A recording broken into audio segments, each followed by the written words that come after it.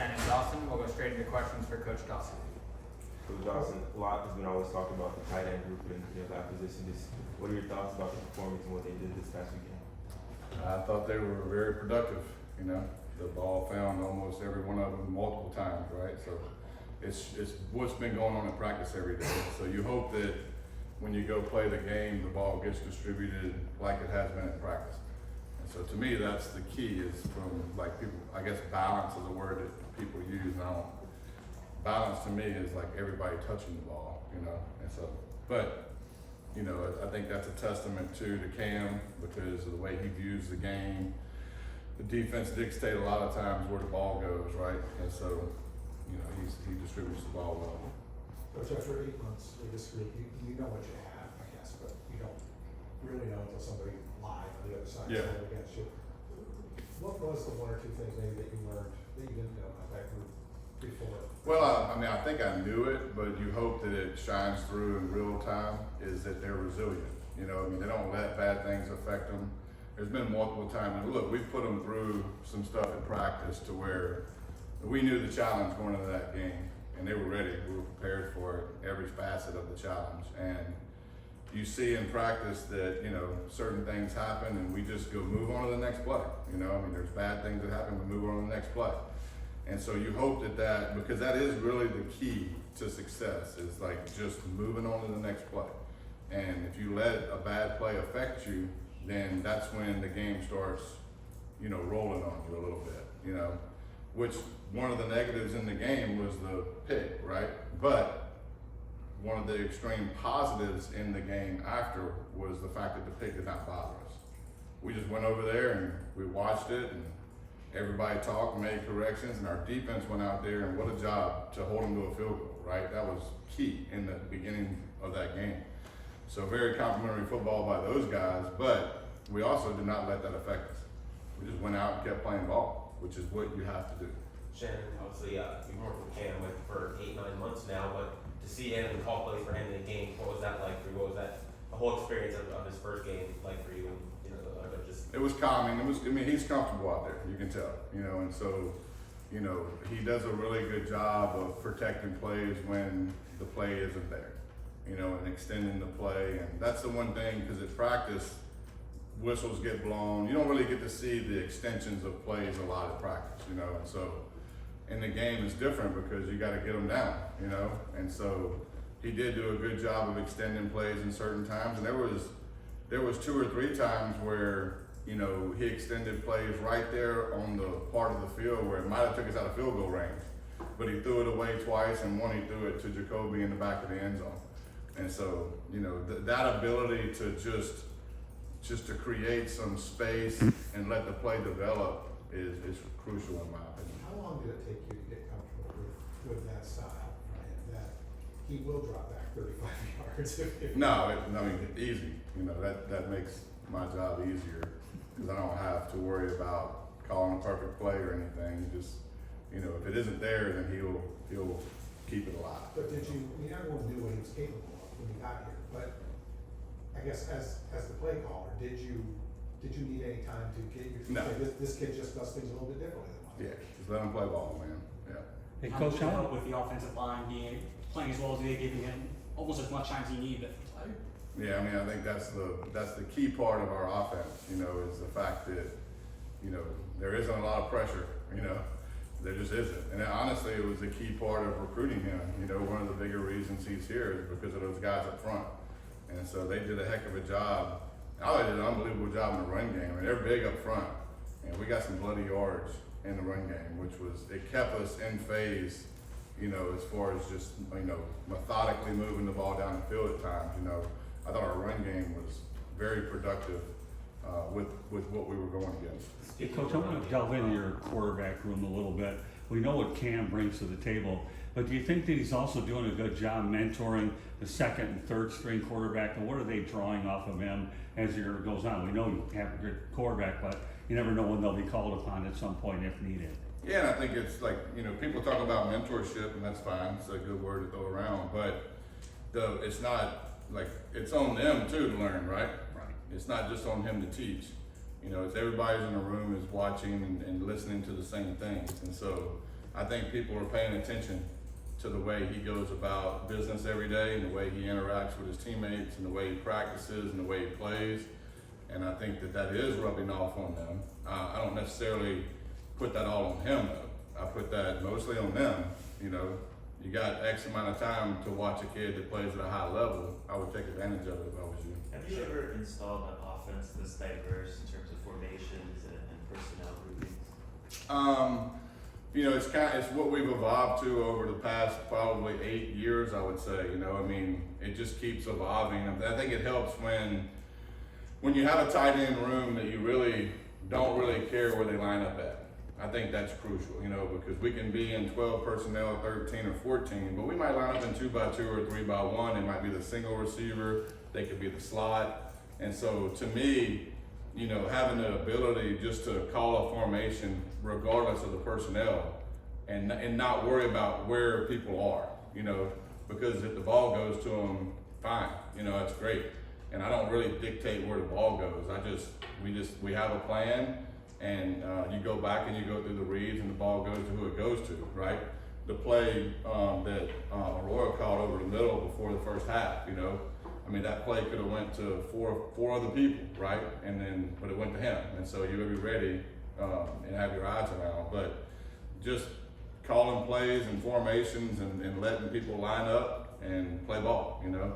Everybody understands that the way that the pass game is set up, you know, it don't matter where you're at. You know, everybody knows the route tree based on the number they line up at, so.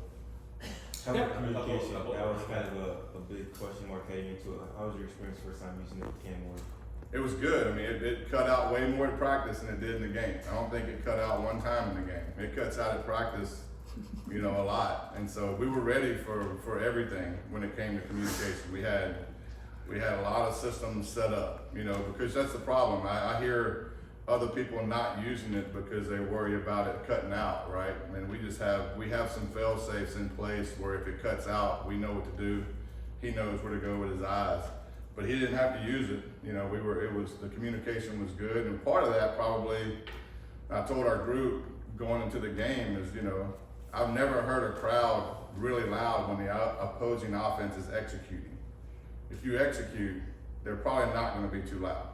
And so we executed pretty early. You know, the first drive, we took it down. So I do think that, you know, that executing helps with that. And then I wanted to ask you just what was going through your mind in that touchdown with Jacoby George when he spun out, hit him on the run? Just what were you thinking?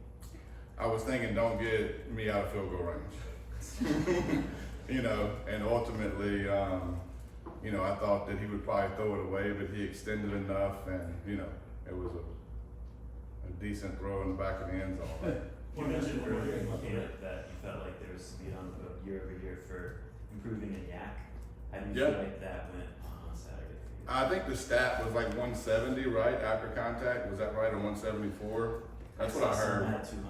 200. Yeah, and I think part of that too is just really practicing on, you know, we have certain drills that we've done for 20 years that like you get up the field fast, right? And I think that's an element of the pass game that people overlook is like what happens when you catch the ball, right? A lot of people like go lateral and like ooze out of it. Like we focus hard on getting up the field fast.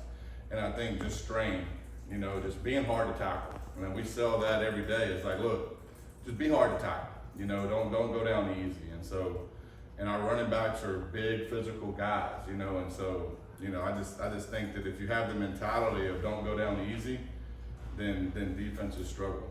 I wanted to ask one more thing on the radio. The Alabama, Western Kentucky's radio from out a couple of times, so Alabama the coordinator had to come down. Yeah. Did you think about, with the radio, did you think about going to the box this season? No, I didn't because of the way that we have everything in place. I don't really worry. If it cut out or theirs cut out, we would be perfectly fine. I mean, we can get plays in and communicate. I like, and I've always liked throughout my whole career, of the communication on the sideline, interpersonal communication. I think it's important to look at a guy in his eyes and have a conversation with him face to face. Now, you know, opinions matter, like their opinions matter. So I like to hey, And now with the iPad, it makes it a little different because you can actually watch the last drive and last play, good or bad. And so, you know, that's a refreshing deal. You know, the NFL's been using it for years, and now, you know, I'm like, man, you know, we get, you know, usually you don't do that till Sunday, you know. And so, but that's a good part of what we're doing right now. But I do like the communication on the sideline. I like seeing the guy, you know, and being able to communicate with him when he comes off the field. That was a big game, and Jordan Lau took a lot of snaps. Where did he do the game your trust so fast? I mean, he's that way every day in practice, to be quite honest with you. He's had a great camp, and there was no doubt in my mind that you know, when you talk about kids playing, especially young kids, it has everything to do with just trust, right? You got to trust that kid is going to go out there and the situation's not going to be too big for him, you know, because for a freshman, that's a big arena. That's a little different feel, right, than probably high school games that they've had. And so they can't be big-eyed. You got to just trust that the calmness will be there. With running backs, and more specifically, you worry about protection. You know, typically they've been handed the ball their whole life. Protection is where, you know, when they come in, you know, our protections are a little more complicated than probably what he's been used to. And we switch protections, like the center might switch it, Cam might switch it. So all those guys have to be interconnected, and they got to be dialed in. And if you miss one thing, then it's a blind spot, you know. So protection is where, you know, the biggest hurdle comes in a lot of times with a young running back. And he's a very cerebral kid, very calm, very smart, and he picked up on all that very, very quickly. So the trust level in him was very high. All right, Coach, you know, Xavier and Cam look like a pitcher and catcher out there. So how much better can this tandem get? And let alone the fact that you have a lot of wide receivers that you can go to.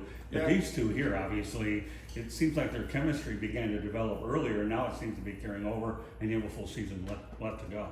Yeah, I mean, look, you know, we're going to keep repping, and hopefully we keep getting better. And that's part of the process, is not letting a little bit of success soften your mentality or differ your approach Monday, Tuesday, Wednesday, and Thursday. And so, and that's what's been stressed here today. You know, I mean, look, we won the game, great, move on. Monday's Monday, right?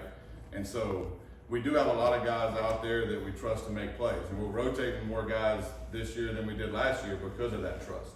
And so, but I will say one thing about Seven is, like, that dude showed up every Saturday since I've been here. You know, he shows up every day at practice. He does the same thing, and he makes plays. And so players respect players, and that dude makes plays, and he makes plays in crucial situations.